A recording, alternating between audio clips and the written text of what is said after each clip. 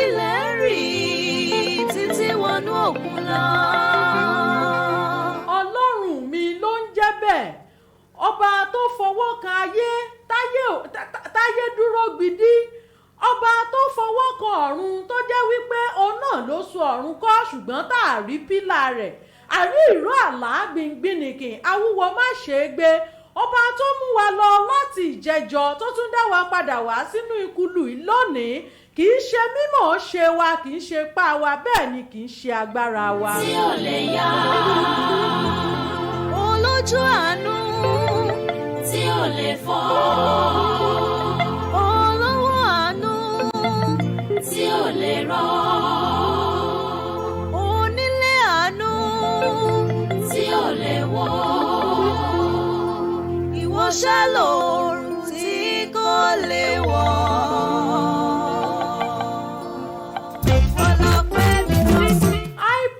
Radio láwà ní Olúyọ̀lé, níbẹ̀ lẹ ti ń gbọ́ wa, ìkànnì tó ta wétagbò ta gbòǹgbò káàkiri àgbáńlá ayé.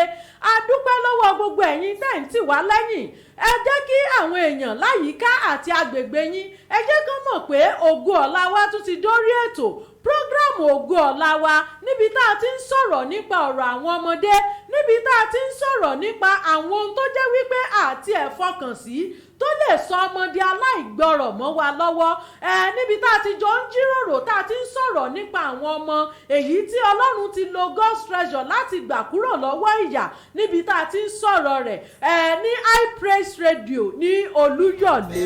Bàbá mi ẹ̀dá gbogbo ló máa yọ tán bí abẹ́là àfọlọ́. Jíbọ́lá Odùọlá, mo rọ́wọ́ yín, ẹ ti darapọ̀ mọ́ wa, ẹ máa bá wa ṣíà ẹ̀ bẹ́ẹ̀ ṣe ń darapọ̀ mọ́ wa.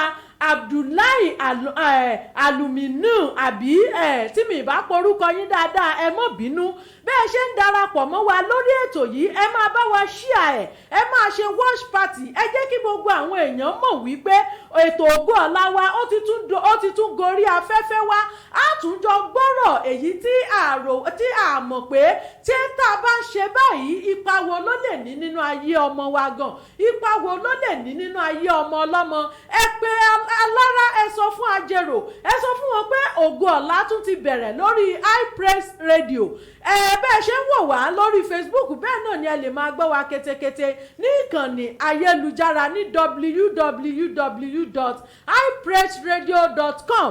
bẹ́ẹ̀ náà ni ẹ lè lọ dáńlódù app wa ní orí Google Play Store. Tẹ́ ẹ bá ti débẹ̀ ẹ kàn tẹ High Praise Radio, ó máa gbé wá fún yín. Tẹ́ ẹ bá ti wá dáńlódù ẹ ti darapọ̀ mọ́ wa nìyẹn, kájọ mọ́ kọ́mọ lù ú. Oòrùn tí kò lè wọ̀, ìwọ lọpẹ́ mi tán sí Olúwa. Ẹ̀yin tèmi ní India ẹ ti gbórí wọlé, àpàṣe tí mi bá pe orúkọ yín dáadáa ẹ má bínú, torí gbogbo ọ̀rọ̀ tá à ń sọ tí ò bá yé yín ẹ lè bá wa sọ fáwọn èèyàn pé ẹ bá mi túmọ̀ ọ̀rọ̀ yìí, kí ni God's Treasure tí ẹ ń sọ gan, kí ni Bídèmí Ayẹni ń bá yín sọ. Ẹ jẹ́ kí gbogbo àwọn èèyàn kan gbọ́, ẹ jẹ́ kí wọ́n mọ̀ pé ètò Ògo Ọ̀la wa ó ti tún gorí afẹ́fẹ́.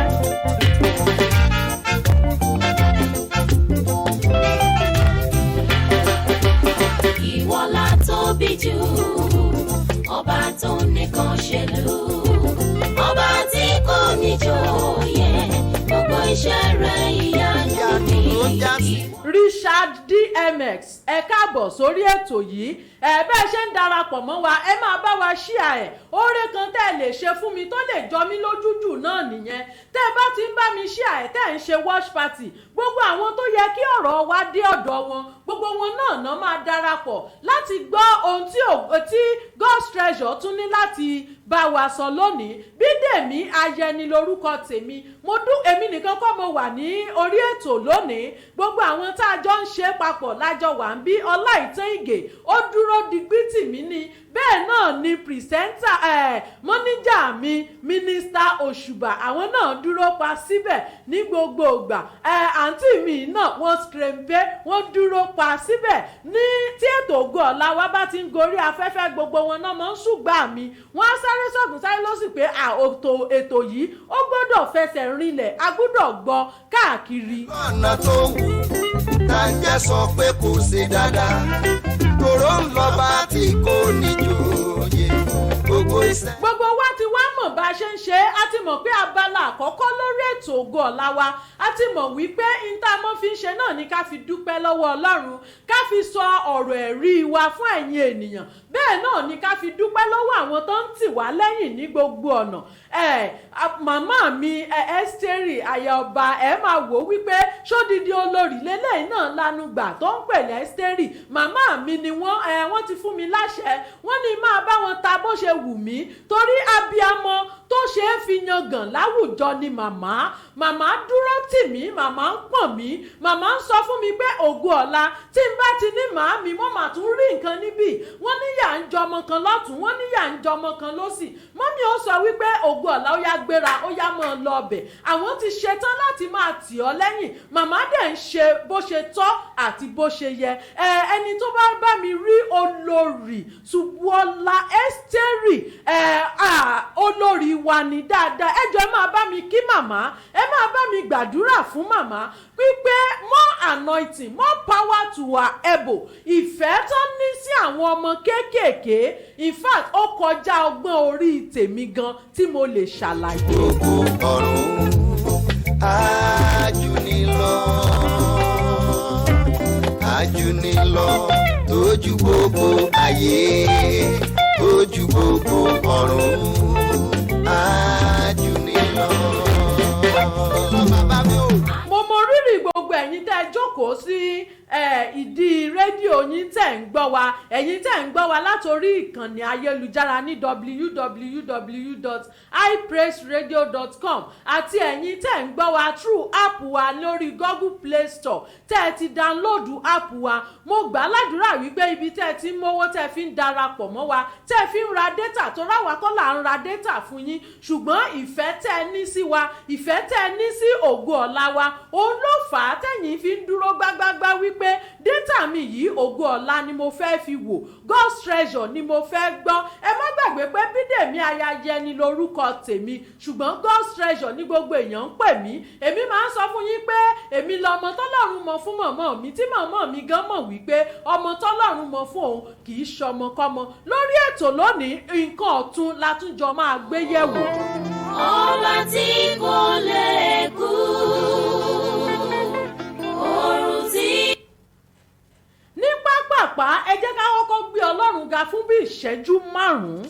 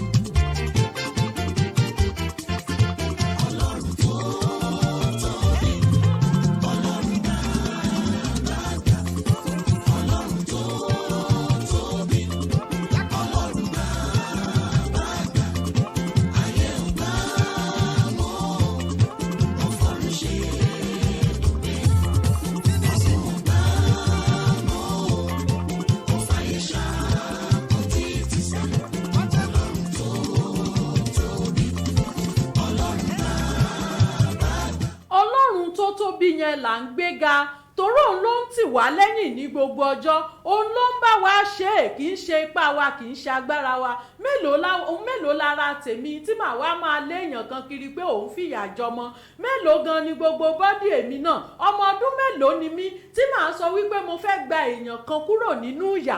Ṣùgbọ́n nítorí Ọlọ́run tó ń gbé inú wa ṣiṣẹ́, òun ló ń ṣiṣẹ́ rẹ̀ bó ṣe wù, òun ló dẹ̀ ń lò wá bó ṣe wù kó rí. Èmi máa ń sọ fáwọn èèyàn wípé tẹ́ ẹ bá if you choose to become a God's treasure vessels, Ọlọ́run á lò yín bó ṣe fẹ́ àti bó ṣe yẹ. Ẹ jẹ́ ká fi àkókò wa àti àyè wa ká fi gba Ọlọ́run láàyè láti lò wá bó ṣe fẹ́. Nítorí ìdí èyí gbogbo ohun tá à ń ṣe kì í ṣèmi ni mò ń ṣe, bẹ́ẹ̀ náà ni kì í ṣe agbára àwọn alátìlẹyìn wa gbogbo, ṣùgbọ́n torí Ọlọ́run tó kàn mọ̀ọ́mọ̀ nínú ọlá ńlá rẹ̀ tó ní òun máa lò wá bó ṣe wu òun àti bó ṣe fẹ́. Òun la jọ̀wọ́ ara wa sílẹ̀ fún, tó dẹ̀ ń lò wá láti máa yọ àwọn ọmọ tí Ọlọ́run gbọ́wọ́ wa ṣiṣẹ́ láti máa yọ wọ́n nínú ìyà. Lónìí ṣé ẹ gbàgbé ibi tá a bá ìtàn ọmọ tá à ń sọ níjẹjọ dé, tí a fi sọ̀rọ̀ lórí àwọn ìwà kọ̀ọ̀kan tí à ń hù náà nínú ilé tá a fi gbọ́dọ̀ kíyè sára. Lónìí a máa parí ìtàn ọmọ yìí. Tá a bá ti wá parí ẹ̀, gbogbo wa á tún jọ wá jọ jókòó, á jọ rò ó lórí ọ̀rọ̀ àwọn nǹkan tí a máa ń ṣe tí a fọkàn sí. Lóòótọ́ nígbà tí àwa náà wà ní kékeré, àwọn òbí wa máa ń ṣe nǹkan kan fún wa tó jẹ́ wípé àwọn ò kì í káǹtì ẹ̀, ṣùgbọ́n lọ́wọ́ tá a wà yìí, tá a bá sọ wípé nǹkan táwọn òbí wa ń ṣe fún wa ń gbà yẹn, nǹkan yẹn náà làwa náà fẹ́ máa ṣe fún àwọn ọmọ tó wà níta lọ́wọ́lọ́wọ́, ó máa ṣòro fún wa díẹ̀díẹ̀. Àwọn nǹkan báyìí la fẹ́ wò. Ẹ tún jẹ́ ká tún jọ gbé Ọlọ́run ga lẹ́ẹ̀kan sí i.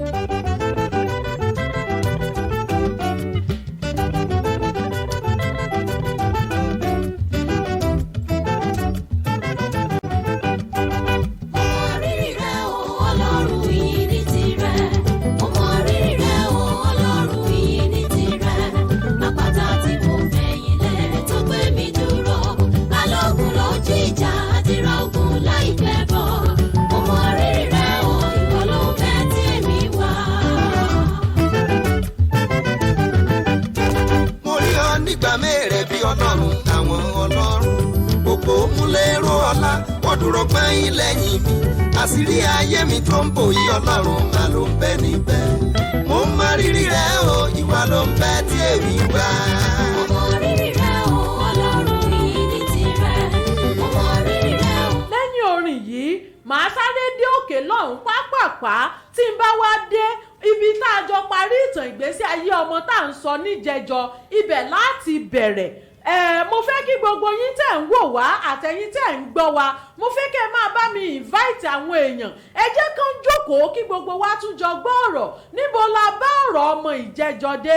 Ọmọ tí mo sọ fún yín pé a mú, ọmọ tí mo sọ fún yín pé a rìnrìn àjò lọ sí ìlú kan ní Ogun State, tá a tún lọ Irọ̀ ní Ogun State, tá a tún wá gbéra pa, tá a tún bẹ̀rẹ̀ sí rin àwọn ìrìn àjò kan lórí ọ̀rọ̀ ọmọ yìí, tí ọmọ yìí sọ fún wa wípé ìyá àti bàbá òun èrò ọkàn wọn ni wípé òun wà nílùú Èkó, ṣùgbọ́n tó jẹ́ ìlú Ìbàdàn làwa ti rí ọmọ yìí. Níbo la bá ọ̀rọ̀ rẹ̀ dé? Níbo ni ọ̀rọ̀ rẹ̀ níbo ló yọrí sí? Gbogbo wa la jọ máa gbọ́. Ẹ farabalẹ̀, mò ń bọ̀ ná.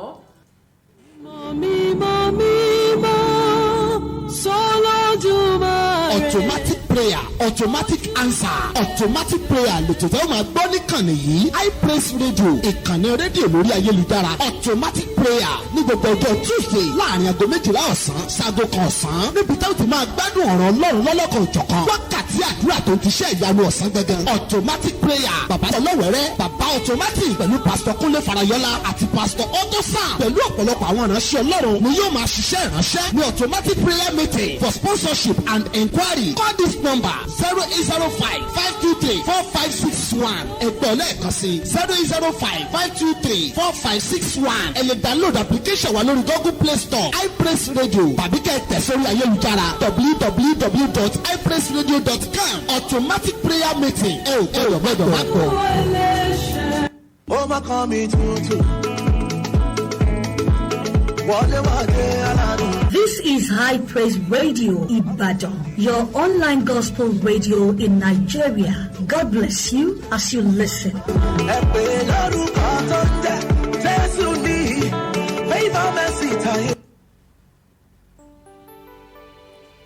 Mo wo rere ayé yìí ó máa ń kọni lóminú. A ti ń wọnú ìtàn náà lọ nìyẹn.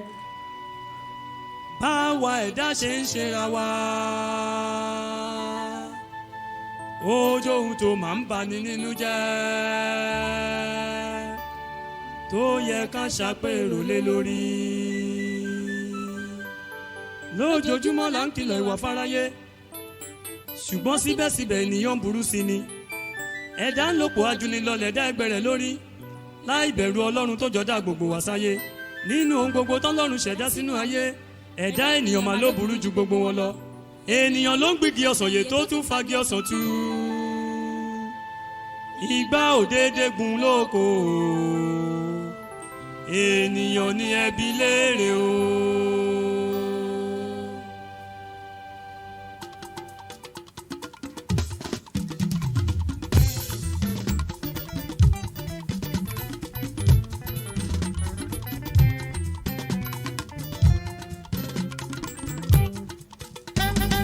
Kí ni ká ti ṣe yìí sí Olódùmarè? Ọlọ́run gbà wá o ká má ṣe tẹ́ni tí kan. ẹ gbọ́ kí ni ká ti ṣèyí sí. Ogún lé ní bọ̀. ẹni tó mú ọmọ ọlọ́mọ tó sọ fún ìyá àti bàbá wípé ọmọ yín mò ń mú lọ ìlú Èkó láti ní kó lọ ṣoríire, ṣùgbọ́n tó jẹ́ ibòmíì ló mú ọmọ gbà lọ. Àwọn tó ń polè wájà ó lọ́jọ́ ọjọ́ sí. Àwọn ló tó ń polóko pé kó wá lọ mú. Ibi tí a bá ìtàn ọmọ yìí dé ní ìjẹjọ, ẹ jẹ́ ká bẹ̀rẹ̀ láti bẹ̀. Ẹ jẹ́ kí n sáré rán wa létí pápápá torí àwọn tó ń darapọ̀ mọ́ wa fún ìgbà àkọ́kọ́. Kí ni ètò yìí gan wà fún? Nǹkan tá a gbé ètò yìí kalẹ̀ fún ni láti máa tún orí àwọn ọmọ ṣe. Àwọn ọmọ tá a bá rí wípé wọ́n fìyà jẹ. Àkọ́kọ́, rescue of children and teenagers. Àwọn ọmọ kéékèèké ká rescue wọn, ká gbà wọ́n kúrò níbi tí ìyà ti ń jẹ wọ́n. Ó lè jẹ́ wípé from street, from violent home, from trafficking, any issue tó bá ti jẹ mọ́ wípé ká fi ìyà jẹ ọmọdé, nǹkan tí ètò yìí wà fún nìyẹn, ká lọ gba àwọn ọmọ kúrò. Tá a bá ti wá gbà wọ́n tán, nǹkan kejì tá a máa ṣe ni wípé we will do the home tracing. A máa trace home wọn. Ẹ̀yin àgbààgbà náà lẹ sọ wípé okùn ò ní gùngùngùn kó má ní ibi tó ti gùn wá. Nítorí ìdí èyí, àwọn ọmọ tá a bá rescue, a máa lọ wò ó pé níbo ni ilé wọn, ọmọ bo ni ẹ́, níbo ló ti wá. Tá a bá ti wá ṣèyẹn tán, a máa ṣe the integration of juvenile and delinquent with biological parents. Àwọn ọmọ yẹn a máa ṣe reunion between their parents láti dáwọn ọmọ yẹn padà fún òbí wọn. Ṣùgbọ́n tó bá jẹ́ wípé ẹ máa wò wípé tó bá wá jẹ́ òbí ló máa treat ọmọ, tá a bá wá lọ rescue irú ọmọ bẹ́ẹ̀, ṣé àtúndá padà fún òbí ni? Rárá o, irú ọmọ bẹ́ẹ̀ yẹn ìyẹn ti dọmọ ìjọba nìyẹn. A jẹ́ wípé irú òbí bẹ́ẹ̀ kò, Ọlọ́run kàn kọ́ wípé kó bí ni, Ọlọ́run ò kọ́ wípé kó lọ́mọ. So ọmọ ti di ọmọ ìjọba nìyẹn. Tá a bá ti wá ṣèyẹn tán, the next thing tá a tún máa ṣe ni rehabilitation of children beyond control. Àwọn ọmọ tí ẹ̀ ń rò wípé wọ́n lágídí, wọ́n ń gbọ́rọ̀, wọ́n ṣòro bá dù, wọ́n ṣòro bá gbélé. Táíwò Àtúrà, bóyá Àtúrà ni bóyá Àtúrà ni mo rọ́wọ́ yín. Ẹ ṣé tí mi bá porúkọ yín dáadáa, ẹ má bínú. Ẹ máa bá wa share ẹ̀ bẹ́ẹ̀ ṣe ń join wa. Ẹ máa share ẹ̀ dẹ̀ máa ṣe watch party. Bí ọ̀rọ̀ tí mò ń sọ lọ, tá a bá a máa bẹ̀rẹ̀ rehabilitation because ọmọ tó ti maltreat, ọmọ tó ti fìyà jẹ, mentality irú àwọn ọmọ bẹ́ẹ̀ yẹn ó ti máa yàtọ̀. Torí àwọn náà wọ́n á ti rò wípé, torí ẹni tó bá ń fìyà jẹ wọ́n á ti rò wípé that is normal way of life. So irú àwọn ọmọ bẹ́ẹ̀ a gbọ́dọ̀ rehabilitate wọn láti jẹ́ kó mọ̀ wípé ilé ayé kì í ṣe wípé ẹ gbọ́dọ̀ máa fìyà jẹ ọmọ. So ibi tí rehabilitation tó ti wáyé nìyẹn. Nǹkan míì tá a dẹ̀ máa ń ṣe ni pé a máa ń ṣe school social work. Bóyá iléèwé kan a gbọ́ wípé nǹkan ṣe fáwọn ọmọ ń bẹ̀ kò tẹ́ àwọn òbí lọ́rùn tàbí kò tẹ́ ọmọ lọ́rùn, bóyá ọmọ ṣẹ̀, instead tó wáyé bóyá kẹ́ mú pàṣán tẹ́rẹ́ kẹ́kọ̀ọ́ rọra fi bá ọmọ wí, ìgbà yẹn lẹ́wàá lé ọmọ jáde kúrò nínú class. Mo ti rí tíṣà tó nítorí pọ́mọ ọmọ mathematics tó ní kó jáde kúrò nínú kíláàsì òun. Èmi wá bi tíṣà léèrè wípé kí ló gbà yín fún? Èmi rò pé torí kẹ́ ẹ lè kọ́ wọn náà ṣe gbà wọ́n. Lóòótọ́ àwọn ọmọ kan wà tó jẹ́ wípé slow learners náà máa ń pè wọ́n. Wọ́n lè frustrate ayé jáde nínú ayé tíṣà ìyẹn ò wá mì wípé kí tíṣà náà kó wá máa lé ọmọ jáde kúrò nílé ẹ̀kọ́ lásìkò tí gbogbo àwọn ẹgbẹ́ tí wọ́n ń kẹ́kọ̀ọ́ lọ́wọ́ irú ìwà bẹ́ẹ̀ yẹn ó kù díẹ̀ káàtó so òun là ń ṣiṣẹ́ lórí ní school social lábala school social work then àwọn ọmọ wa náà tá a bá rí wípé àwọn náà wọ́n ní iléèwé làwọn fẹ́ padà sí àwọn ọmọ míì wọ́n á ní iṣẹ́ ọwọ́ ló wu àwọn kọ́ so irú àwọn ọmọ bẹ́ẹ̀ tó bá náà fẹ́ padà sí iléèwé a máa dá wọn padà sí iléèwé wọn so nǹkan tí a gbé ètò yìí kalẹ̀ lé lórí nìyẹn tí màmá wa aya ọba olórí tí wọ́n dẹ̀ ń gbárùkù tì wá àti kábíyèsí àmọ̀rírì yín àwọn náà ń gbé wa pọ̀n tán mú wa dérú bí torí tán bá sọ wípé ní ti tèmi níbo ni báwo ni mo ṣe fẹ́ ṣe sọ̀rọ̀sọ̀rọ̀ ni mí ni mi ò ń ṣe sọ̀rọ̀sọ̀rọ̀ ṣùgbọ́n nítorí pé wọ́n rí ògo Ọlọ́run nínú ayé wa làwọn náà ṣe gbà wá láàyè wípé no nǹkan tẹ́ ń ṣe yìí nǹkan tó yẹ kí àwọn gbárùkù tì ní torí kábíyèsí jẹ́ ẹni tó fẹ́ àlàáfíà ní gbogbo àyíká àti agbègbè wọn.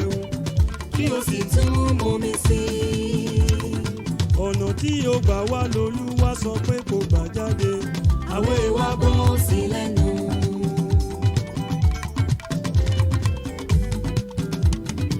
ní pápápá lórí ọ̀rọ̀ ọmọ tá a sọ ní ìjẹjọ mo sọ fún yín wípé a rí ọmọ yìí ó ń pẹ́ kó tó délé ìwé ni so ìgbà tí a wá bí léèrè kí ló dé tó fi ń pẹ́ ó wá ní school tóun tiẹ̀ ń lọ gan òun ò ní ìwé òun ò ní notebook òun ò ní anything pé wọ́n kàn ní kóun máa lọ nítorí àwọn tó wá máa ń kó wọn àwọn immigration officers tó máa ń wá sínú ọjà láti wá kó àwọn ọmọ tó ń jẹ́ wípé wọ́n ń lò wọ́n ní ìlú ẹrú so ọ̀gá ẹ̀ wá sọ wípé ok tó bá rí bẹ́ẹ̀ jẹ́ kí n ra school uniform fún ẹ wọ́n wá dá school uniform sọ́rùn ọmọ tó bá ti dá bíi aago 10 tó mọ̀ wípé àwọn immigration officers wọ́n máa wá nú ọjà wọ́n á ní òkè ó yá lọ farapamọ́ sílé ìwé kí wọ́n náà darapọ̀ mọ́ wọn bíi pé ṣe ló wá kẹ́kọ̀ọ́ tọ́mọ yẹn bá ti darapọ̀ mọ́ wọn tó bá ti di bí ọwọ́ aago 12 12:30 to 1 tí wọ́n rí wípé àwọn immigration wọ́n ti ń kúrò nínú ọjà wọ́n ti lọ wọ́n á tún nìkan lọ pé ọmọ yẹn wá kó tún wá padà jókòó kó máa tajà ọmọ tí mo dẹ̀ ń sọ fún yín mo sọ fún yín pé ọmọ ọdún 11 péré ni so nígbà tí ará ọmọ yìí tá a bá ọmọ yìí sọ̀rọ̀ ọmọ yìí sọ wípé ó ti sú òun pé torí láti 2016 lòun ti dọ́dọ̀ wọn kíláàsì kan péré lòun dẹ̀ ń kà láti 2016 yẹn òun náà ní primary 3 so ọmọ yẹn dẹ̀ ti ń lọ bí 12 years old tán ní kó ṣáà máa wà ní primary 3 2016 primary 3 2017 primary 3 2018 primary 3 2019 primary 3 tó yẹ kí ọmọ ti débi JSS 2 so ìgbà tí a gbé ìgbésẹ̀ torí gbà tá a bèrè lọ́wọ́ ọmọ ẹ̀ báwo ló ṣe dé Ìbàdàn tó ṣàlàyé fún wa ó sọ bí táwọn òbí ẹ̀ wà fún wa ó ní àwọn òbí ń wà ní Ọlọ́run dá mo júwe ibi tọ́lọ́run dá yẹn wà fún wa ní last week mo ní tẹ́ ẹ bá kúrò ní Abẹ́òkúta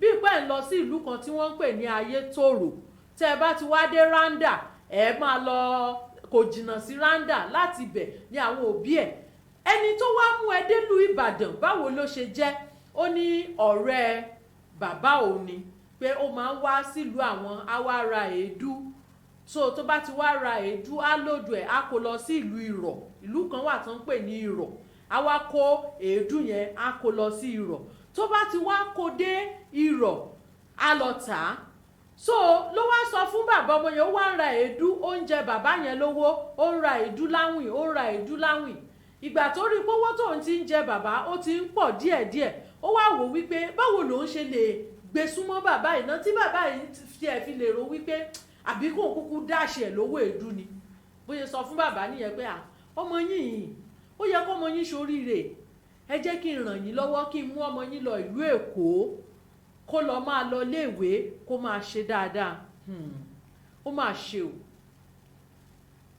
ó ga o inú jìn ju ọ̀run lọ bàbá finú fídọ̀ pẹ̀lú ọkàn kan bàbá gbàgbọ́ wípé oore ni máa fẹ́ ṣe òun ó wá ní òkè tó bá rí bẹ́ẹ̀ máa mú lọ ṣebí ojú mi ó ti dojú ẹ ọ̀rẹ́ jọ ni wá ìrìn àjò adẹ̀tíjọ́ ń sọ̀rẹ́ bọ̀ sí ó ti ń lo bí oko ọdún méjì tẹ́ ẹ ti ń bá mi rajà tẹ́ ẹ gbọ́jà lọ tẹ́ ẹ tún mówó wá padà fún mi tó bá rí bẹ́ẹ̀ ẹ máa mú ọmọ yìí lọ mo fà á lé yín lọ́wọ́ ó mú ọmọ kúrò ní Ọlọ́run dá ó di Irọ̀ nígbà tó mú ọmọ dé ìlú Irọ̀ kí ló ṣe fọ́mọ ṣé ẹ má gbàgbé pé Èkó ló dágbére fún bàbá ọmọ pé òun mú ọmọ yẹn lọ so ìgbà tó wá mú ọmọ tó mú dé ìlú Irọ̀ bó ṣe mú ọmọ lọ sí ilé alámọ̀là nìyẹn níbi tán ti ń wá ọmọ ọ̀dọ̀ tó máa bá wọn fọ abọ́ tó máa bá wọn ṣe ẹ̀yin náà ti mọ irú iṣẹ́ tí mò ń sọ. aya tí Sámsónì fẹ́ràn jù ló ta sọ́wọ́ ọ̀tá ènìyàn ló burú jù. ikú tó pa Ébẹ́lì ló wá látọwọ́ ẹ̀gbọ́n rẹ̀ àfi kó ló wá kó wa yọ.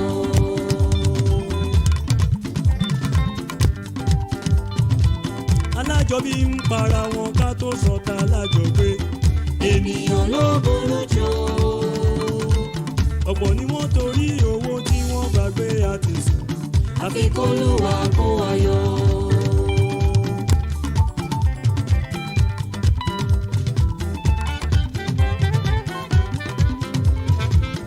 ṣé ẹ rí i wípé bàbá Malik ti gbàgbé ó ti torí owó ó ti gbàgbé àti sùn nítorí àti làátí tiẹ̀ ó wá fi ìgbésí ayé àwọn ọmọ ọlọ́mọ ó fi sínú ewu bẹ́ẹ̀ lọ́mọ ìṣe ń bá ìgbésí ayé ẹ̀ lọ ní agbègbè Èkó kó tó di wípé ó transfer ẹ̀ wá sí Ìbàdàn mo ṣàlàyé fún yín níjẹjọ ìgbà tó transfer ọmọdé Ìbàdàn tí Ọlọ́run máa ran ọmọ lọ́wọ́ ló ní kọ́mọ pàdé tiwa ìgbà tó dé pàdé wa tá a béèrè lọ́wọ́ ẹ̀ arìnrìn àjò yẹn bó ṣe yẹ ká rìn a lọ iléèwé ibi tọ́mọ yìí lọ mo lọ bá wọn sọ̀rọ̀ ẹ gbọ́ báwo lọmọ ṣe wà ní primary 3 láti 2016 tẹ́ẹ̀dẹ̀ promote wọ́n ní kò kí ń wá school pé tó bá ti wá tó bá ṣiṣẹ́ ní class kò ní í ṣe tó bá ní pé kán ṣe exam time exam wọ́n á kó wọn lọ ibẹ̀ náà ti tún já wa tán wípé kì í máa ń ṣe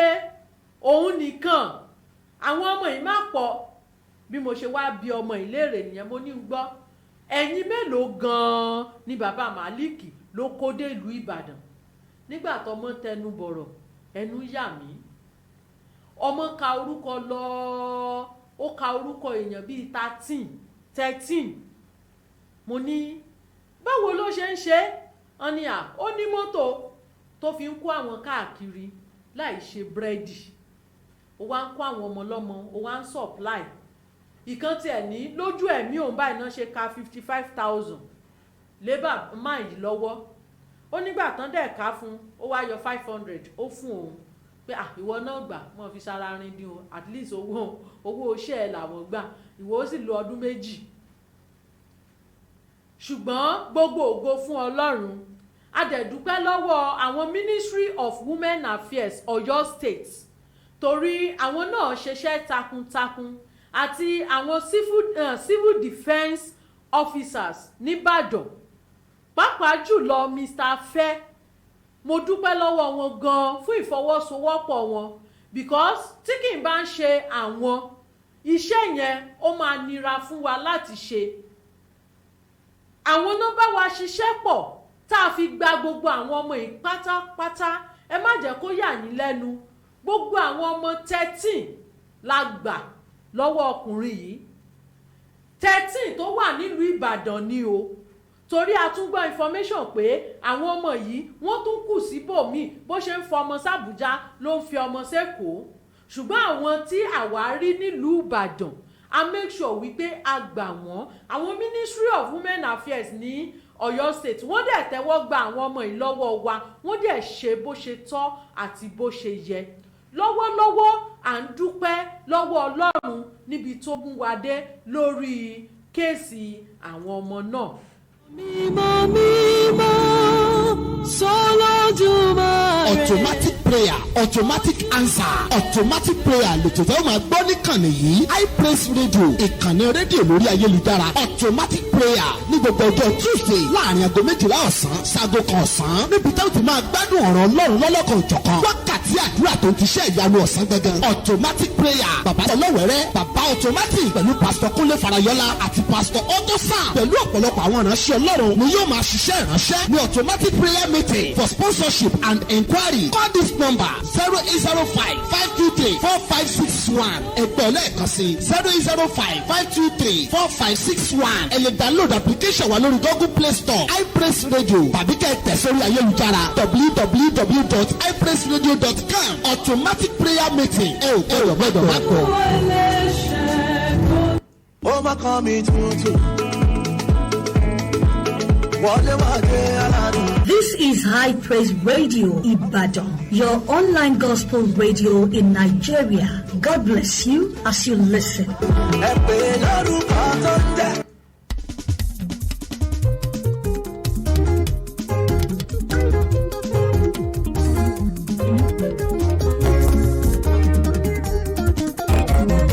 èmi ni àánú kan èmi ni àánú kan bàbá mo bẹ̀bẹ̀ mo dúró níwájú ìtẹ́ àánú torí pé mi làánú kan èmi ni nọ́mbà 1 ìwọ ni nọ́mbà 2. ṣé ẹ ti rí wípé àwọn ọmọ yẹn làánú kàn mo gbàdúrà lágbára Ọlọ́run àánú ńlá ni ó kan àwa náà lónìí gbogbo ẹ̀yin tẹ́ ń gbọ́ wa àtẹ̀yin tẹ́ ń wò wá nínú ilé gbogbo ẹ̀yin tẹ́ ń gbọ́ wa láti ìkànnì ayélujára mo gbàdúrà pé àánú ńlá Ọlọ́run á fi wá ẹ̀yin náà rí bẹ́ẹ̀ náà ni ẹ̀yin tẹ́ ń gbọ́ wa látòrí áàpù tẹ́ ti download ní Google Play Store lágbára Ọlọ́run àánú Ọlọ́run á wá yín rí ṣé wá rí gbogbo ẹ̀yin tẹ́ darapọ̀ mọ́ wa lórí Facebook tẹ́ ń bá wa share ẹ̀ tẹ́ ń bá wa ṣe watch party lágbára Ọlọ́run àánú Ọlọ́run ó máa wá gbogbo wa rí kí wá ní nǹkan tá a jọ fẹ́ gbéyẹ̀wò lábala kejì lónìí tá a jọ fẹ́ gbéyẹ̀wò náà ni nǹkan tí ò kọ́mọ̀ ẹ̀yin náà ẹ ti máa wò pé nǹkan tó kọ́mọ̀ ṣùgbọ́n tẹ́yin ò mọ ipa tó ń gbé nínú ayé àwọn ọmọ ǹjẹ́ ẹ mọ̀ wípé àwọn ìwà kan wà tí àwọn nǹkan kan wà tí ìyà sàárà ẹ jẹ́ kí n pè bẹ́ẹ̀ àwọn ìyà sàárà tí àwa jẹ nígbà tá a wà ní kékeré ṣùgbọ́n tí àwọn ọmọ òde òní tí ò yé wọn àwọn nǹkan kan wà tẹ́ ẹ máa ń ṣe tán ṣe fáwa wọ́n ti ṣe fáwa nígbà tá a wà ní kékeré ṣùgbọ́n tẹ́ ẹ bá ń ṣe fún àwọn ọmọ tán wà níta lọ́wọ́lọ́wọ́ àwọn ọmọ yẹn wọ́n máa ọ̀nà míì náà máa ronú gbà lọ wrong signals ló máa sẹ́ǹdì sí àwọn ọmọ àwọn nǹkan wọ̀nyí là máa gbéyẹ̀wò ní abala kejì ètò wa ní nǹkan àkọ́kọ́ tá a jọ kọ́kọ́ fẹ́ gbéyẹ̀wò ni crying after being beaten ṣé ẹ mọ̀ wípé when we are talking about crying after being beaten we are saying when your parents beat you you will cry ṣé ẹ wá mọ̀ wípé crying after being beaten yẹn ṣé ẹ mọ̀ wípé àwọn ìgbà tá a wà ń kékeré a máa ń jẹ̀yàlé wípé mọ́mì mi nà mí mo wá sunkún ìyá mi mo tún kọ lẹ́tà sí ṣùgbọ́n lóde òní àwọn òbí mi wà tó jẹ́ wípé bó ṣe tọ́ wa yẹn náà ṣe fẹ́ tọ́ ọmọ tí wọ́n bá na ọmọ wọ́n wá máa expect pé kọ́mọ yẹn má sunkún mo nà ẹ́ o tún sunkún Mr. Matthew Afẹ́nifọ́rọ̀ Rótìmí Matthew Afẹ́nifọ́rọ̀ Rótìmí Matthew mo ti rọ́wọ́ yín ẹ ṣe bẹ́ẹ̀ ṣe wá ń wò wá ẹ máa bá wa share ẹ ṣe watch party ẹ jẹ́ kí gbogbo àwọn èèyàn kan rí ẹ jẹ́ kán gbọ́ ohun tá à ń sọ lọ́wọ́lọ́wọ́ yìí tó máa ṣe gbogbo wa láǹfààní ní tí mò ń sọ ni wípé láyé ìgbà kan tẹ́ ẹ bá na ọmọ tó bá sunkún ẹ̀ tuntun nà torí pé o sunkún máa tuntun ọ̀nà lóde òní tẹ́ ẹ bá na ọmọ tó bá ń sunkún tẹ́ ẹ bá ń tún ọmọ bẹ́ẹ̀ nà ṣé ẹ mọ̀ wípé àwọn ọmọ yẹn máa ń feel bad wọ́n wò wípé my mommy beat me because I cry and my mommy is still beating me again why are you beating me you beat me since you beat me I have to cry now ṣùgbọ́n ìgbà tí ẹ̀yin wà ń kékeré ẹ̀yin òbí wa ni mò ń bá yín sọ o ẹ̀yin òbí wa mò ń bá sọ̀rọ̀ lọ́wọ́lọ́wọ́ ṣé mọ̀ pé ìgbà tẹ́yin wà ń kékeré tán bá nà yín tẹ́ ẹ bá sunkún wọ́n á tún tún yín nà títí tí wọ́n á tún nà yín tẹ́ ẹ fi máa dákẹ́ ẹkún tẹ́ ẹ sun ni torí mo rántí pé ẹ jẹ́ kí n sọ pé ọ́nkù mi olówó orí mi Emmanuel Ayẹni àwọn náà ti darapọ̀ mọ́ ètò yìí. Mo rántí ẹ ṣé bàbá mi lágbára Ọlọ́run á wà pẹ̀lú wa ọkọ mi dáadáa wọ́n ní well done madam ẹ ṣé mo rọ́wọ́ yín Emmanuel Ayẹni tẹ́ bá rí obìnrin tó ń ta tó ń pariwo tó ń sọ wípé ẹ máa bọ̀ àyà mi gbà á ẹ má jẹ́ ń tàn yín ó ní backbone tó strong ni o nítorí pé mo ní ọkọ tó jẹ́ bíi backbone fún mi òun ló ṣe máa ń ṣe òun lẹ̀rù ò ṣe ń bà mí láti ta anybody láyà màá kàn wò pé kí ni ọkọ mi bẹ́ẹ̀ lè ó yá wá ṣe tó bá fẹ́ fún mi ìwọ lù mí dánwò wàá ríran wò olówó orí ọkọ̀ Abídèmí ẹ ṣé mo rọ́wọ́ yín. Nǹkan tá a jọ ń sọ lọ náà ni wípé mo rántí ọ́nkù mi kan àwọn náà ti di kábíyèsí nísìnyí kábíyèsí His Royal Majesty Adétutù Àjàyí Eléwu of Èkìtì.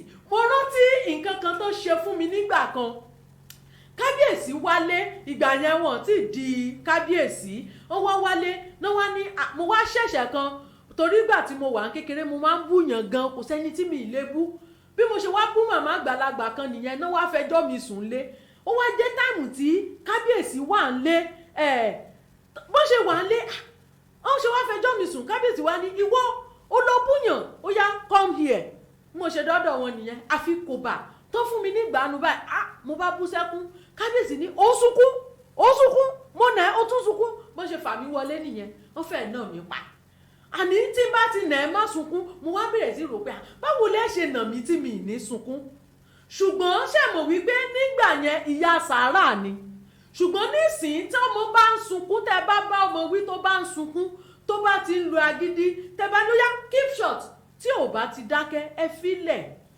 ẹ jẹ́ kó sùn yìí tó máa sun tó bá ti sùn yìí tó tẹ́ lọ́rùn ó máa jókòó ṣùgbọ́n tẹ́ bá wá ti ń sọ wípé torí pé òun sunkún lẹ́ṣẹ̀ tún wá ń túnà pé àfi kó dákẹ́ ẹkún tó ń sun lágbára Ọlọ́run èṣù ò mà ní gbọmọ nà mọ́ wa lọ́wọ́ àwọn tó ń lu ọmọ tọ́mọ ń kán lápá tó ń lu ọmọ tí gbogbo ara ọmọ ń ya kì í ṣe pé ó wù wọ́n ṣùgbọ́n torí pé ìgbà táwọn wà ń kékeré bó ṣe brought wọn up nìyẹn pé tó bá ti nà ẹ́ ò gbọ́dọ̀ sunkún torí ìdí èyí àwọn náà wọ́n á wá rò wípé ọmọ táwọn bá ti nà ọmọ náà kò gbọ́dọ̀ sunkún ẹ̀yin ọmọ kéékèèké tẹ̀ ń gbọ́ mi nílé mo fẹ́ kẹ́ ẹ ní lọ́wọ́ kẹ́ ẹ fi sọ́wọ́ òsì kẹ́ ẹ mọ́ fi jẹun wípé nígbà táwa wà ń kékeré wọ́n máa ń nà wá torí pé wọ́n nà wá pa sunkún. They will beat us because they beat us and we are crying. Crying after being beaten. You are writing a letter to another beating ni o. So when your parent is beating you, it's better you try and keep quiet a little bit. Don't shout. Rather be say, mommy please, daddy please. Ṣùgbọ́n gbogbo ẹ̀yin òbí tẹ̀ ń gbọ́ mi lọ́wọ́lọ́wọ́ náà. Tẹ́ bá rọ́mọ tó lágídí tó jẹ́ pé bẹ́ẹ̀ ṣe lù ló ń pariwo ẹ rọra fi rú ọmọ bẹ́ẹ̀ lẹ̀. Tó bá sun ẹkún tó fẹ́ sun ó máa dákẹ́ èṣù ò ní gbọ́mọ náà lọ́wọ́ wa. Ẹ jẹ́ kí a tún sáré wo ìkejì. Ìkejì sọ wípé not crying after being beaten. Ẹ̀yin ìyá wa agbára ìṣàpọ̀ṣà. Now tẹ́ ẹ bá nà wá tá a bá sunkún ẹ tún wa nà torí pa à ń sunkún. Now nísìnyí tẹ́ ẹ bá tún nà wá tá a sunkún ẹ tún máa nà wá pé mo nà ẹ́ ò tún sunkún. Ṣé rí pé ẹlòmíì àti ẹ̀wọ́ ọmọ ẹ̀ ṣé rí pé àjẹ́ lọmọ ìṣá bí mo ṣe nà tó kò dẹ̀ sunkún omi kan báyìí kò dẹ̀ jábọ́ lójú ẹ̀. Ẹlòmíì tó bá tún nà wá tá a bá tún pariwo ẹ ti nà wá o ẹgbà mi o kíní kan o. Tán bá wá mú ẹgbà yẹn tán nà wá mọ́ tá a wá dákẹ́ tójú wa wá dá tí ò somi ń bẹ̀. Ẹ̀yin òbí wa ẹ̀ tún wò wá pé bí mo ṣe nà tó ṣe pariwo tó omi ò jábọ́ lójú ẹ̀ ó yá go and stood down. Ẹ dákun kí lẹ fẹ́ ká ṣe. Ẹ nà wá asunkún ẹ tuntun wa nà kí ni mo fi kẹ̀ ẹ́ tó wá sunkún ẹlòmíì ẹ ti mọ̀rú àwọn kéèyàn fi fèrèsé ọwọ́ ẹ mọ̀ ẹ̀yin àgbà ẹ̀yin ọwọ́ báyìí tẹ́ bá fi sí báyìí tẹ́ fún wa jẹ tẹ́ bá fún wa jẹ báyìí tá bá ní mọ́mí kí mo ṣe fún ọ tó ń sunkún? Àwọn ìyá mi wà tiẹ̀, àwọn ìyá mi wà tán expert gan tó yẹ pé mọ́mì tó bá ti gba ẹ báyìí pàà wọ́n wá fi èékánná wọ́n wá fi mú ẹ báyìí wọ́n wá twist ẹ wà wá kí ló ṣe kí mo fi kàn nǹkan tí mo fi kàn tó jẹ́ pé kò lè pẹ́ fún ẹ mọ irú nǹkan bẹ́ẹ̀ yẹn á jẹ́ ṣe rí irú ìwà bẹ́ẹ̀ yẹn wickedness ló ń kọ́ ọmọ ó jẹ́ kó ọmọ wicked ni because ọmọ tẹ́ ẹ nà lánàá ó ṣe nǹkan tí ò dáa ẹ nà ẹ wá rí i pé ó ń sunkún ẹ tún wá mú ẹ gbà pé mo nà ẹ́ ó tún sunkún ẹ tún nà ngbọ̀ tún wá ó wá following week ó wá ṣẹ̀ ó dẹ̀ mọ̀ wípé ìgbà tẹ́ ẹ nà ní last week òun sunkún ẹ nà òun torí pé òun sunkún ó wá wò pé òkè ẹ nà mí wíìkì mi ní sunkún ẹ tún wá mú ẹgbẹ́ ẹ tún wá nà kò wá sunkún ẹ tún wá wò pé mo nà ẹ ò sunkún ó yá wà á tún jẹ bàbá ńlá àyà ẹ jọ èwo lẹ fẹ́ kọ́ ọmọ mú nínú ẹ̀ ẹ̀yin òbí wa nínú ilé ẹ jọ ẹ mú kan pick your choice ṣé tẹ́ ẹ bá nà wá ká mọ́ sunkún àbí tẹ́ ẹ bá nà wá ká mọ́ sunkún èwo lẹ fẹ́ ká ṣe ìyẹn di pọ́ìntì méjì tí mo fẹ́ kí ẹ bá wa máa gbé yẹ̀wò ẹ̀yin òbí wa tẹ́ ń gbọ́ mi nínú ilé. Ìkẹta, crying without being beaten. Crying without being beaten. Kọ́mọ máa sunkún lẹ̀ fún ìyà tí ó jẹ. Bóyá bí àpẹẹrẹ ọmọ sọwọ́ nù. Ọmọ wa ń bọ̀ nílé, ó ti wá sunkún gbogbo ojú ti wá wú gúdúgúdú. Kò sì sí tó ń palẹ́kún ju pé ìyà tí ó lọ bá nílé náà ó wá dẹnu ọ̀nà ibi tó ti ń sunkún yẹn wọ́n rí èèyàn tẹ̀lé pé ìyá alágbájá ẹ dákun ẹ dáríjì ọmọ yìí ó sanwó inú kò sẹ́ni tí ò lè ṣe ẹ̀yin àgbàlagbà náà ẹ̀ ń rìn ẹ̀ ń sanwó nù mistake yẹn wá sọ́wọ́ ọmọ yẹn nìyẹn ó yẹ ká kọ́ fi ṣírò ara wa wò wípé ẹ̀ṣẹ̀ tí màá na ọmọ lé lórí ṣé kò lè ṣẹlẹ̀ lọ́wọ́ èmi náà mo ti sọ lórí prógráàmù rí bí àpẹẹrẹ bí kọ́mọ fọ́ àwo ọmọ ṣèṣì da nǹkan nù ọmọ ṣèṣì da omi ilẹ̀ so tírú nǹkan bẹ́ẹ̀ yẹn bá ń ṣẹlẹ̀ ẹ jẹ́ kí a máa fi mistake yẹn ẹ jẹ́ ká kọ́ fi ṣírò ara wa pé ṣé nǹkan tọmọ yìí ṣé kò lè ṣẹlẹ̀ lọ́wọ́ èmi náà tírú ọmọ bẹ́ẹ̀ bá wá dé tó bá sunkún délé ẹ wá wò pé ṣé mo fọwọ́ kàn ni kí ló pa ẹ́ lẹ́kún ó feel bad fún tó ṣe ló ṣe ń sunkún ó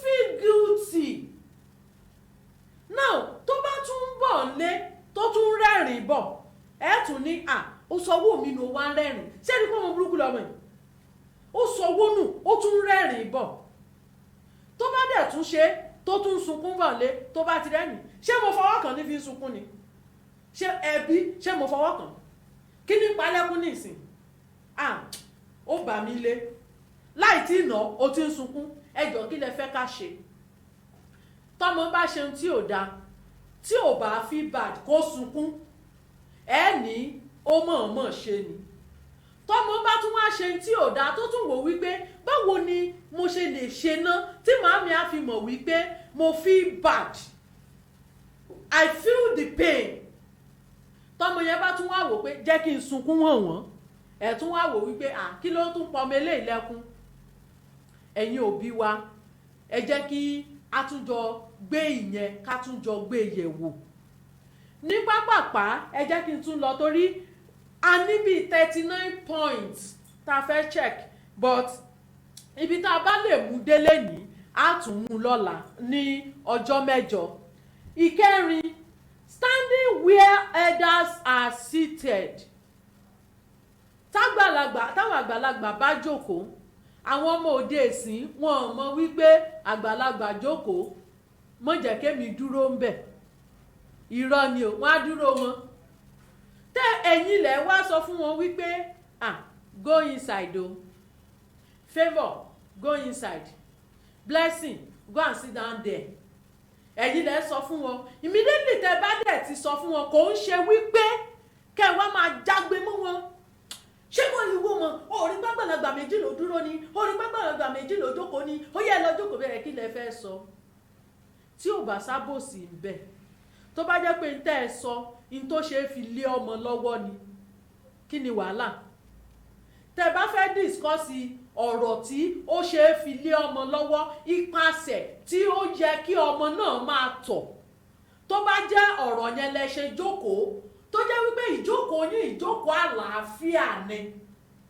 kò nídìí pé ẹ̀ ń jágbe mọ́mọ even tẹ́ ẹ bá fẹ́ kọ́mọ yẹn dúró níbi tẹ́ ẹ bá wà ẹ̀ farabalẹ̀ sọ ni kò ń ṣe wípé kẹ́ wá pariwo mọ́ kọ́mọ yẹn wá máa rò wípé kó wá máa ríra ẹ̀ wípé ṣé òun ò tọ́ lẹ́ni tó ń dúró láàrin àwùjọ àwọn èèyàn ni ó ti mọ́ òbí mi lára dé level pé tí wọ́n bá lọ bóyá lọ sí pátì gan àbí ká ní wọ́n lọ kí àwọn èèyàn nílé ọmọ tó bá mú dání bí ẹrú lọmọ yẹn ṣe máa ṣe ẹ má dá lẹ́bi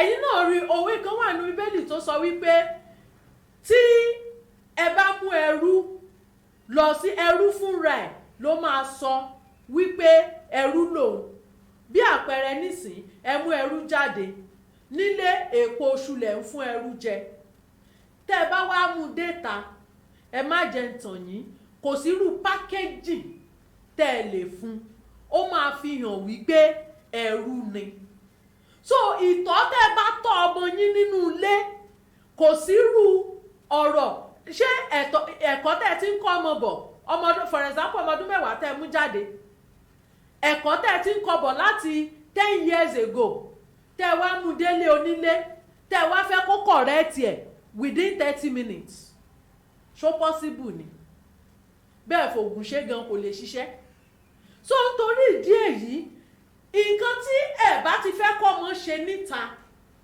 ẹ̀yin náà ẹ má ṣe nínú ilé so that ẹ ní problem àyà ní òní máa já torí ẹ òbí mi kò lè dá fi ọmọ ẹ pé kó lọ higher institution ó máa bẹ̀rù ní kọ́mọ̀ mú wa lọ dàdàkudà lọ́hùn kọ́mọ̀ wọn lọ ṣe kinní kan kọ́mọ̀ wọn ìgbà tẹ́yìn ò ṣèṣe kúṣe lójú ọmọ nínú ilé báwo lẹ ṣe máa expect kọ́mọ lọ ṣe níta díẹ̀díẹ̀ nínú wa ọwọ́ wa ò làwọn ọmọ mú nítorí ìdí èyí standing where elders are seated tẹ́ ẹ bá fẹ́ kọ́mọ dúró níbi tí ẹ̀yin àgbààgbà wà ẹ kàn sọ fún ẹ fi ìfẹ́ bá sọ wo lọ́jọ́ kò sọ yẹn ẹ create ibi tá a lọ fún kò ṣe wípé get out of here tọ́mọ yẹn ò bá mọ ibi tó fẹ́ lọ ó máa hang around tẹ́ ẹ bá wá fẹ́ kó hang around àwọn nǹkan wo náà lẹ́yìn náà ń gbé sọ tó di wípé ọmọ ò lè fetí kọ́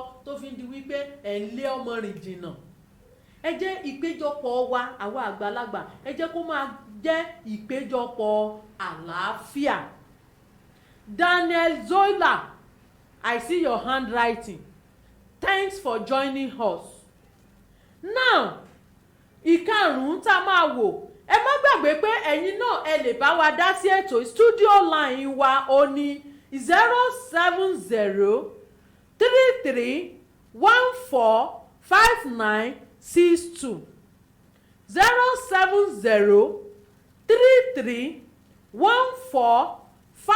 07033145962 lẹ́yìn náà lẹ lè fi bá wa dá sí. Ìkarùn-ún, sitting while elders are standing. Sitting while elders are standing. Normally ọmọ tó bá rí àgbàlagbà tó nàró tóun dẹ̀ jókòó comfortably nǹkan tó kọ́nu lé ni. Ẹ jẹ́ kí kò dìgbà tí kò yẹ kó dìgbà tí àgbàlagbà bá ṣẹ̀ dé tọ́mọ yín jókòó tágbàlagbà nàró lẹ́ṣẹ̀ wàá máa pariwo pé ó yá get out there ó yá leave that place can't you stand up for this big mommy to sit down kìnìkan irú àwọn nǹkan bẹ́ẹ̀ yẹn ẹ jẹ́ ká kọ́ ọmọ fúnra wa láti inú ilé kò ń ṣe wípé tó bá dé ta ìgbà táwa wà kékeré tẹ́ ẹ bá jẹ́ káwọn ọmọ yín mọ̀ wípé irú àwọn nǹkan báyìí àwa máa ń jẹ́ ìyàlé ni torí wọ́n ń fẹnu sọ fún wa àwọn màmá tó tọ́ wa bìlífù wípé ó yẹ kí ọpọlọ wa sọ fún wa ṣùgbọ́n ìgbà tí àwa ọmọ kéékèèké tá a wà ń ta nísìn tọ́pọlọ wa ò gbé then ẹ fi ìfẹ́ ẹ máa fi kọ̀rẹ́ẹ̀tì wa tẹ́ bá ti ń fi ìfẹ́ kọ̀rẹ́ẹ̀tì wa àwa náà a máa take to correction. Danish Juga àwọn ọmọ India àwọn tèmi ní India yìí ó lágbára o. Number 6, eating too slowly. Ó ga jù. Ṣé rí tí mò ń sọ yìí ó kúkú ń bẹ̀ mí náà wí. Ẹ máa wò wípé God's treasure ṣó perfect ni mi ò perfect. Gbogbo nǹkan tí mò ń sọ yìí tèmi gan wà lára mi ń bẹ̀. Eating too slowly. Ẹ jẹ́ kí n sáré kó mẹ́ta pọ̀. Eating too slowly, eating too quickly, eating too much. Tọ́mọ bá jẹun tí ó tètè jẹ ẹ̀bù. Kí ló dé tí wọ́n ń jẹun bí arìndìn báyìí ná? Gbogbo àwọn ẹgbẹ́ ẹ̀ ló ti jẹun tán. Èsì ló ń kun oúnjẹ níwájú ẹ̀ yẹn. Ṣé kò yẹ kó o ti tètè jẹ tán? Ṣé kò yẹ kó o ti ṣe wákàtí mélòó ló fi jẹun nǹkan? Tọ́mọ yẹn bá tún wá wò wípé tó bá dọjọ́ kejì tó wò wípé àná mọ́mì complain wọ́n ní mi tètè jóúnjẹ mi tán. Tọ́mọ bá tún bẹ̀rẹ̀ sí rọ́ọ̀ṣì tó tún jẹ ẹ tún wò báyìí ẹ tún ní ṣé ó lé ọ ni ṣé ò lè jẹ́ díẹ̀ ni ó jẹ́ mọ́ ṣé ó fẹ́ gbàjẹ lọ́wọ́ ẹ ni ẹ̀yin òbí wa dansaki ni ẹ̀yin màmá mojúbà yín o ẹ kú iṣẹ́ takuntakun. Tọ́mọ bá ń jẹun slowly ẹ̀yin náà lẹ́bù. Kí ló dé tó ń jẹun bí arìndìn báyìí? Kí ló dé tó ń jẹ kinní kan? O tètè jọ ń jẹ pápápá. Ṣáàjẹ tó jẹ kó jẹ́ kí n tètè ṣe kinní o. Jẹ tó jẹ kí. Tọ́mọ bá tún wá mú un tó wò wípé mọ́mì complain ẹ jẹ́ n sáré jọ oúnjẹ mi. Wọ́n wà ní ṣé ń lé ọ ni? Kí ló dé tó ń jẹ rọ́ṣirọ́ṣì tó ń jẹ oúnjẹ gbígbóná? Ṣé kúlà wà lẹ́nu ẹ ni? Ẹ̀yin abiyamọ. Ṣé rí àwọn nǹkan yìí ọmọ tẹ́ complain fún pé ó ń jẹun slowly tó tún wá jẹ fast tẹ́ ẹ tún wá ní oúnjẹ faster ó ti ń jẹ sáré jẹun jù kí lẹ wá fẹ́ kó ṣe? Báwo lẹ ṣe fẹ́ kó jẹ? Then ẹ ṣàlàyé bí ẹ ṣe fẹ́ kó jẹ fún. Kì í ṣe pé kó jẹ slowly kẹ́ máa bú. Kì í tún ṣe pé kó tún tètè jẹ́ kẹ́ tún máa sọ̀rọ̀. Eating too much, not finishing your food. Èèyàn á jìyà lórí pé ó ń jẹun jù. Èèyàn á tún jẹ̀yà lórí pé kò tún jẹ tán. Èwo gan-an lẹ fẹ́ ká ṣe nínú ẹ̀? Ṣé ká jẹun jù lẹ fẹ́ ni? Àbí ká mọ̀mọ́ jẹ tán? Èwo gan-an ni kó tẹ́ yín lọ́rùn? Gbogbo àwọn nǹkan báyìí kéékèèké tẹ́ ẹ̀ kọ bí ara sí ó ń ba àwọn ọmọ nínú jẹ́ o. Mi ò lè tàn yín. Ó máa ń jẹ́ kó ọmọ take decision tí ò yẹ kó take. Ọmọ tí ẹ fún lóúnjẹ ẹ̀yin náà lẹ bu oúnjẹ yẹn fún o. Ó wá jẹ tán. Ẹlòmíì mi ò sọ bóyá ẹ fi ń bá wọn ṣàwàdà. Ṣùgbọ́n tẹ́ bá ti fi ń bá wọn ṣàwàdà ẹ jẹ́ kó máa mọ̀ pé àwàdà lẹ fi ń ṣe. Bóyá nísìnyí ẹ bu oúnjẹ fún ẹ dẹ̀ mọ̀ pé oúnjẹ yẹn pọ̀. Ẹ wá ní òkè ẹ̀hùn ó ti parí ẹ̀ àlàyé ó gbìyànjú tẹ́ bá rẹ́rìn ọmọ yẹn ti mọ̀ wípé ẹ̀ ń ṣàwàdà ni. Ṣùgbọ́n kẹ́ wá gbóúnjẹ fọ́mọ kẹ́ wá wò bá àmọ̀lé olóúnjẹ ẹ̀yà mo mọ̀ kó jẹ tán ṣe bí wọ ni ẹkùn àfi kó ṣáà máa jẹ oúnjẹ ṣáà ó mọ̀jú oúnjẹ lọ ó mọ̀jú kinní kan lọ ó mọ̀jú gbá lọ ó mọ̀jáwó lọ ó mọ̀jú kòkó bábà sásùn ẹ wà bẹ̀rẹ̀ oríṣiríṣi èébú oríṣiríṣi ìrègùn ṣáà mọ̀ jẹ́ sórí bíi tèdè òun náà ló jẹ táàrí lára ẹ̀hún bó ṣe ń jẹ náà ló ń rú tó ń gbẹ bó ṣe ń ṣe kinní kan náà ni bó ṣe ń ṣe gbá náà ni nǹkan bàbá sì ní kó ṣiṣẹ́ ẹnu oúnjẹ ló mọ̀ ikùn la rí taṣọ òṣòro kinní kan ẹ wà bẹ̀rẹ̀ oríṣiríṣi oríkì ẹ̀yin lẹ́dẹ̀ gbé fún. So ẹ jẹ́ ká mọ̀ bí a ṣe máa sọ ọ̀rọ̀ sí àwọn ọmọ. Nǹkan tẹ́ ẹ bá ti mọ̀ wípé oúnjẹ tẹ́ ẹ bá ti mọ̀ pé ẹ fẹ́ kán jẹ ẹ sì máa bú wọn lé lórí tán bá jẹ tán ẹ má bù fún wọn. another thing tá a fẹ́ wò ni eating and talking. Eating and talking. Brucey Matula, thank you so much. Oyinkansola Odebunmi, I always enjoy your program, ma. More grace. In fact, I really appreciate you too. Auntie Oyinkansola Odebunmi, God bless you, my sister. Lọ́jọ́ mẹ́jọ la máa lè continue. Ẹ má gbàgbé mo ti sọ fún yín pé 39 la fẹ́ gbé yẹ̀wò. Lẹ́nìí a dẹ̀ ti sọ̀rọ̀ lórí 9. So ó kù àwọn pọ́ìntì 30 tá a jọ máa yẹ̀wò láti fi mọ bá a ṣe máa relate mọ́ àwọn ọmọ tí ò fi ní di wípé ọmọ lọ ń ronú àbàdì, àwọn ọmọ lọ ń ronú sódì, àwọn ọ̀rọ̀ míì tẹ́ máa ń sọ tẹ́ rò wípé àwọn ọmọ ò count, wọ́n ń count ẹ̀. So nítorí ìdí èyí ẹ jẹ́ ká máa ṣọ́ àwọn ọ̀rọ̀ tá a máa sọ sí àwọn ọmọ wa. Ẹ má gbàgbé pé I Praise Radio lẹ ti ń gbọ́ wa. Bídèmí Ayẹni lórúkọ tèmi. Tẹ́ ẹ bá ní nǹkan kan tẹ́ ẹ fẹ́ bá wa sọ lórí ọ̀rọ̀ àwọn ọmọ, bóyá ẹ fẹ́ rìpọ́ọ̀tù kéèsì ọmọ fún wa ni, tàbí ẹ̀yin tí ẹ̀ lọ́mọ tó lágídí tẹ́nu yín ò ká tí ẹ̀ ń wá kánsẹ́lọ̀ fún wọn láti bá wọn sọ̀rọ̀, láti máa kánsẹ́lì wọn ní gbogbo ìgbà, ẹ má tẹ̀tì láti kàn sí wa. Phone number tèmi ni 081 47 04 0484 081 47 04 0484. Títí ọjọ́ mẹ́jọ tá a tún jọ máa pàdé lórí ètò Ògo Ọ̀la wa ní I Praise Radio. Mo máa ń sọ fún yín ní gbogbo ìgbà wípé bẹ́ẹ̀ bá ṣe ń tọ́jú ọmọ yín ẹ máa tọ́jú ọmọ ọlọ́mọ bẹ́ẹ̀. Kì í ṣe torí nǹkan méjì ò bí ò ṣe wípé kí àlàáfíà kó lè jọba ní àyíká àti agbègbè wa lọ́jọ́ iwájú. Títí ọjọ́ mẹ́jọ tá a fi túnjọ máa pàdé.